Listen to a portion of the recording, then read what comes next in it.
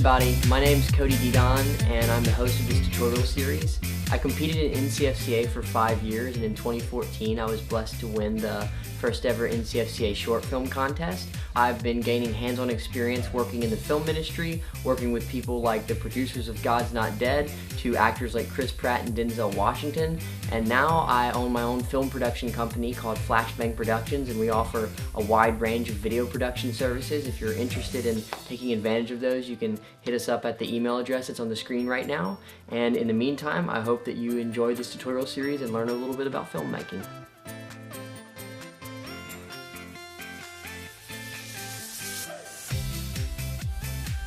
This is NCFCA tutorial, scene 5, take 1, mark. Hey guys, in this video we're going to be taking a look at audio. We're going to be looking at some techniques for getting good audio, some gear that you can use to capture better audio, and some do's and don'ts of audio. Now, the very first question that you need to ask yourself is, what microphone am I going to be using to capture the audio for my video? Most cameras have an internal microphone, a microphone that's built into the camera. Generally speaking, the microphone that's inside of the camera is not very good. It doesn't pick up very good audio. A lot of times it's not loud enough, and it captures a bunch of unwanted noise referred to as white noise, which pretty much just sounds like this. And another problem with the internal microphone is that it's stuck on your camera, and sometimes you need to shoot a scene where you're far away from your subject, but you still need to get good audio. Well, if your microphone is inside of your camera, there's not really a good way to do that. So what I would suggest is using an external microphone, a microphone that is not built into your camera. External microphones are great because they help you achieve your goal for audio. You want to get audio that is as high quality as possible, and you also want your microphone to be as close as it can be to your subject, because the closer you are to your subject, the better your audio is going to be. So my main recommendation for capturing good audio would be a type of microphone called a shotgun microphone. There's a bunch of different brands, a bunch of different price ranges. Rode makes a really good shotgun mic called the Video Mic Pro. This is just the video mic.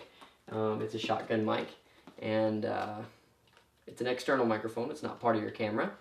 And you can mount it on your camera if you want to. There's a little shoe on the top of your camera that allows you to mount microphones on it. And so you can just slip your microphone on there, and then you can use this cord to plug into the side of your camera if your camera has an audio input. And then you can just record your audio directly into your camera, and it'll record more high quality audio than the internal microphone, and that's really nice. Alternatively, you can take this same shotgun microphone and you can put it on a little boom pole. And you can purchase little inexpensive boom poles on the internet.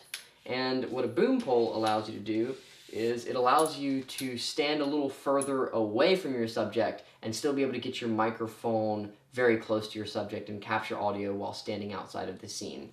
So if I was actually using this shotgun microphone on this boom pole, I would have a cord connected to it running down and either hooking into my camera or into some sort of other handheld audio recording device. And what I would do is I would simply stand a little bit away from my subject, and I would reach the boom pole up out of the edge of the frame, above the frame, and then I would just come over here right near my subject, which is Darth Vader, and I would just kind of put the microphone right above his head, and as you can see, it's aiming down, kind of pointing at his mouth.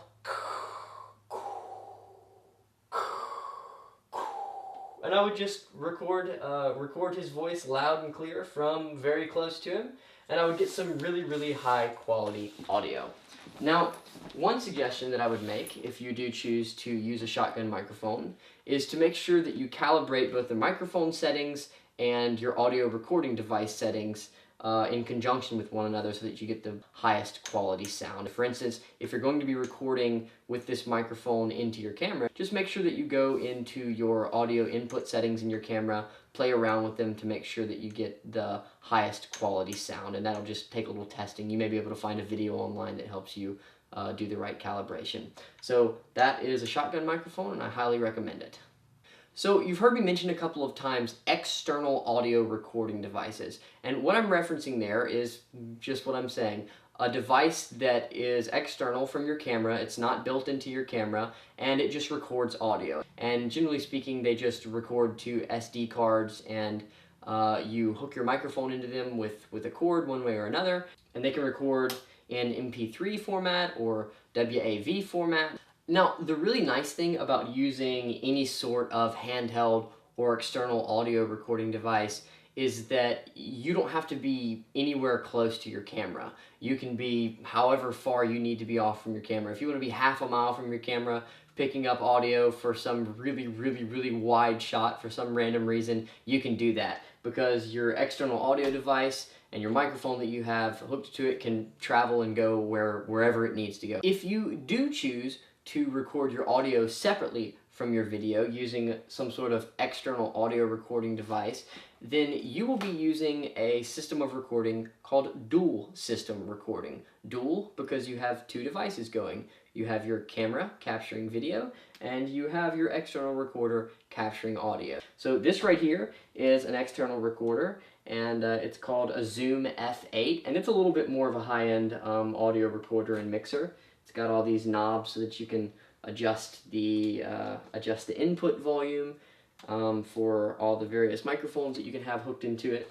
As you can see, I have this boom pole and this shotgun microphone with this cord coming out of it hooked directly into the audio recorder, into the Zoom F8.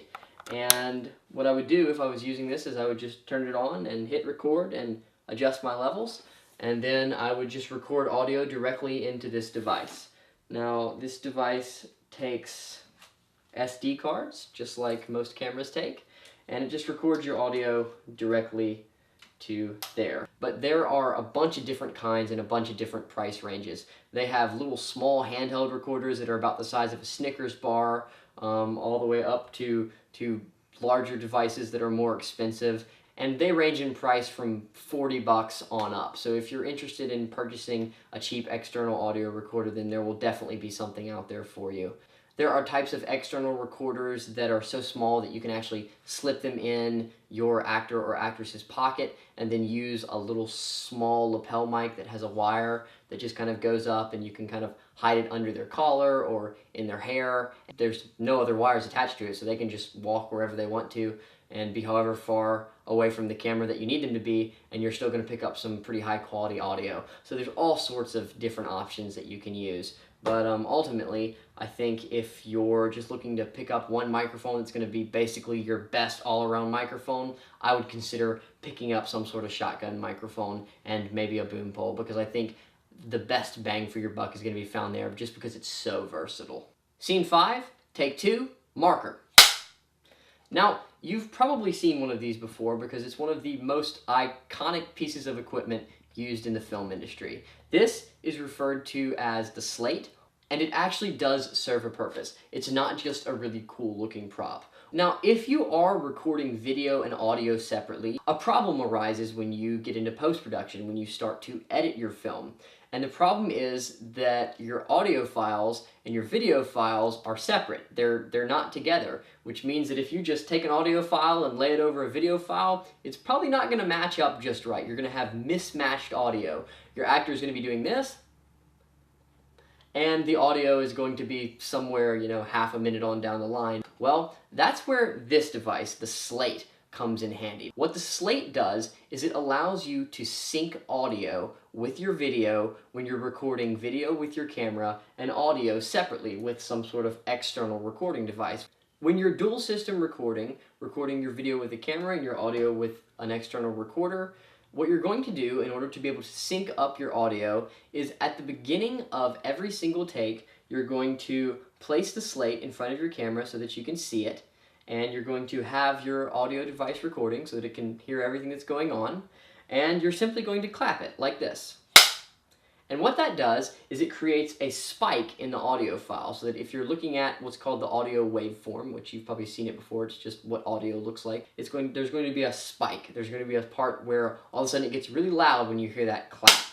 And then also, if you are recording with your camera, then your internal microphone is probably still going to be on, so you're going to be getting some audio. It's just not going to be super high quality. And you're also going to have a spike on your audio waveform. You're going to have a spike in that audio. You're going to be able to hear that clap at that point where it claps. So what you're going to do is you're going to take your audio file and your video file in post-production in whatever type of software you're using to edit it, and you're simply going to line those two things up so that they match perfectly. And once you've done that, once the clap matches on your high-quality audio file and what's called your scratch track audio file, which is from your camera, then you know that everything else is going to be lined up from that point on. So once you get them lined up, you can go ahead and lower the audio level from your camera so that you don't have that crummy audio messing up your really high quality audio, and then your high quality audio is going to be perfectly synced up with your high quality video, and you're going to be good to go. Now there's a couple of tricks in order to make dual system recording run really smoothly for you. Camera speeding. Camera speeding. Audio speeding. Audio speeding. All right. This is scene 3, take 3, and marker. All right. So what you just saw me do was exactly what you would see on a real movie set. I know because I've worked on a few, and I'm going to tell you why I did those things. So the first thing that you heard me ask was camera speeding or camera speed. And basically what I was asking in movie language is the camera rolling? Is the camera speeding? And I also asked, is the audio speeding or audio speed? To make sure that the audio is actually speeding, that it's actually recording. The reason that it's so important to do this is because if your camera starts rolling just a few seconds after you've already clapped the clapper board, or if your audio misses that as well, then when you get into post-production you realize I don't really have a good way to sync these up. It's really, really important to assure that your camera is on, that your microphone is on every single time, because sometimes it's really, really easy to accidentally bump something off. Like, for instance, even while we were filming this tutorial series, when we were changing a battery or something, or between takes, we turned everything off, and when we turned the camera back on, we forgot to turn the microphone back on.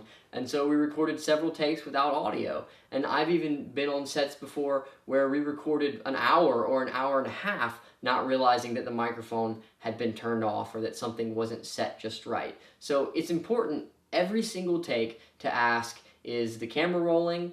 Is the camera speeding? Is the audio speeding? Is everything on? Just to assure that you're actually recording what you need to be recording. Alright, so you don't own a slate, but you still want to be able to sync up your audio? Well, it's really, really easy. You simply need to use what we refer to in the film industry as your hands. You can just clap, because it doesn't really matter where the noise is coming from as long as the noise is there. One thing that's important to note is to just assure that your camera can actually see the motion happening, so that the camera can actually see your hands clapping very clearly, or see the slate being clapped. Because if for some reason your camera isn't recording audio, and so you don't have the luxury of having that rough, crummy scratch track audio from your camera to be able to sync the audio from your camera up with the audio from your external recorder, what you can do is you can actually sync the spike sound from your audio file that you recorded in your recorder with the actual first frame of the video where your hands touch or where the slate actually touches. And so if you sync that first frame of the video up where the slate or your hands are touching with the first frame of audio where you can actually hear the clap or hear the slate, then it's going to work in exactly the same way as if you could hear the audio from your camera and the audio from your recorder. Now, one of the most important things about recording good audio is capturing only the audio that you want to hear and not capturing the sounds that you don't want to hear. Microphones are way more sensitive than your ears are. If you can hear it, your microphone can hear it times 5. If you can't hear it, your microphone can still hear it. So you want to make sure to try to eliminate as many unwanted noises as you can before you start recording. One of the main killers of good audio, believe it or not, is air conditioning. If you're recording inside and the air conditioning is running, I can guarantee you that you're going to be able to hear it when you get into post-production and start listening to that audio, and it's going to drive you crazy. There's going to be clicking and just whirring, and it's going to be just awful. So make sure that if you're recording inside, turn off the air conditioner. Even if you're recording outside, you still need to turn off any exterior air conditioner units that are out there because they're really, really loud and they'll wreck your audio. Road noise, if you're recording outside or even inside, next to a highway where there's cars going by, you're going to get all sorts of road noise, and it's going to make your audio not very high quality. You're going to have all this rumbling in the background. So make sure that when you're choosing your locations to take that into account. Is there a major highway? Is there an interstate? 50 feet from the house or the location that we're recording at, because that's gonna not bode well for your audio. Another thing that you want to make sure you avoid is basically anything that's plugged in, that's mechanical, or that's doing any sort of process that makes noise. Computers make lots of noise, believe it or not. They have fans in them. And so if you're nearby to a computer that's plugged in and that's on, you're going to hear it in your audio and it's not going to sound very good. Another thing that doesn't sound very good is refrigerators. Refrigerators have a constant hum that'll mess you up. Freezers also have a constant hum that'll make your audio not sound very good.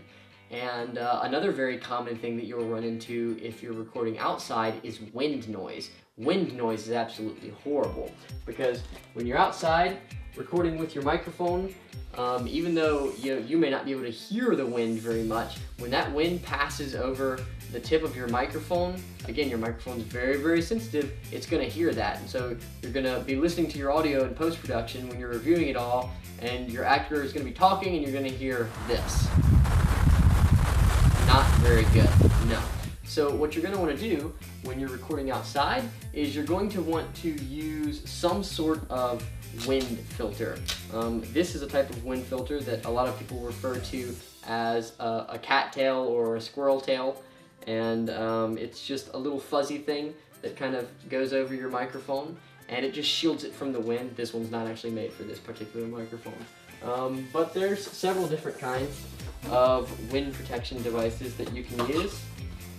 So whatever you're doing when you're outside, make sure to use some sort of wind protection over your microphone in order to cut down on wind noise. That's going to help you a lot. Another thing to avoid inside, and this will absolutely just drive you crazy, is clocks. Make sure that if there is a clock anywhere in the near vicinity of where you're filming, to take that thing away, put it in another room, put it under a pillow, put the pillow in a trash can. Like, stop the clocks. The clocks will kill your audio. Yeah, that's one I learned the hard way.